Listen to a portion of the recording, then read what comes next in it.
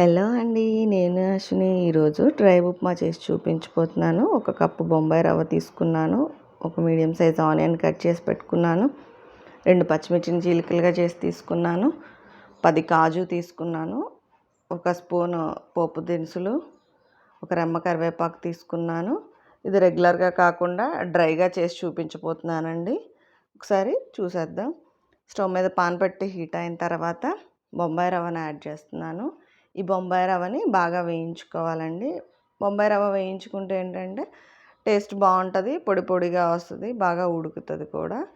ఇది ఎంతవరకు వేయించుకోవాలంటే బొంబాయి రవ్వ వేగిందంటే మంచి వాసన వస్తుందండి, అంతవరకు వేయించుకోవాలి. సో ఇలా వేయించుకొని పక్కన పెట్టేసుకుంటున్నాను. స్టవ్ మీద పాన్ పెట్టి హీట్ అయిన తర్వాత ఆయిల్ యాడ్ చేసేసుకోవాలి. ఆయిల్ అది కొంచెం వేడెక్కిన తర్వాత పోపు దినుసులు వేసుకుంటున్నాను.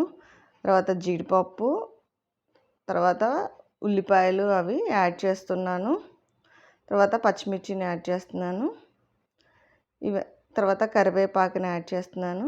ఇవన్నీ వేసి వేయించుకోవాలండి బాగా. లో ఫ్లేమ్లో బ్రౌన్ కలర్ వచ్చేంత వరకు వేయించుకోవాలి. ఈ ఉప్మా రెగ్యులర్గా కాకుండా డ్రైగా ఉంటుందండి. మనం పోసే కొలత సాల్ట్ వేస్తున్నాను, కొంచెం సరిపడినంత ఉప్పు వేసి కూడా కలుపుకోవాలి. తర్వాత 1కి 1 పావు నీళ్ళండి, 1 కప్పు వాటర్ పోసాను, ఇంకొక పావు కప్పు నీళ్ళు పోస్తున్నాను. మనం మామూలుగా అయితే 1కి 2 కొలత పోస్తాం కదా. ఇలా డ్రైగా చేయాలంటే 1కి 1 పావు పోస్తే సరిపోతుంది. నీళ్ళు తెరిలిన తర్వాత ముందుగా వేయించి పెట్టుకున్న రవ్వని యాడ్ చేస్తున్నాను.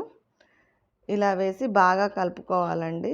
ఉండకట్టకుండా ఉండేలాగా ఫస్ట్ బాగా మిక్స్ చేసుకోవాలి. మిక్స్ చేసుకుంటే ఏంటంటే ఉండకట్టిన తర్వాత మూత పెట్టాను. మూత పెట్టి ఆవిరి మీద ఒక 5 నిమిషాలు ఉడికించుకొని ఆ తర్వాత తీసి చూస్తున్నాను. సో చూడండి, ఉప్మా అంతా పొడి పొడిగా ఉంది. ఎంతో టేస్టీగా ఉండే ఉప్మా రెడీ అండి, డ్రై ఉప్మా. ఒకసారి ట్రై చేసి చూడండి. నా ఛానల్ నచ్చితే లైక్ చేయండి, షేర్ చేయండి, సబ్స్క్రైబ్ చేయండి.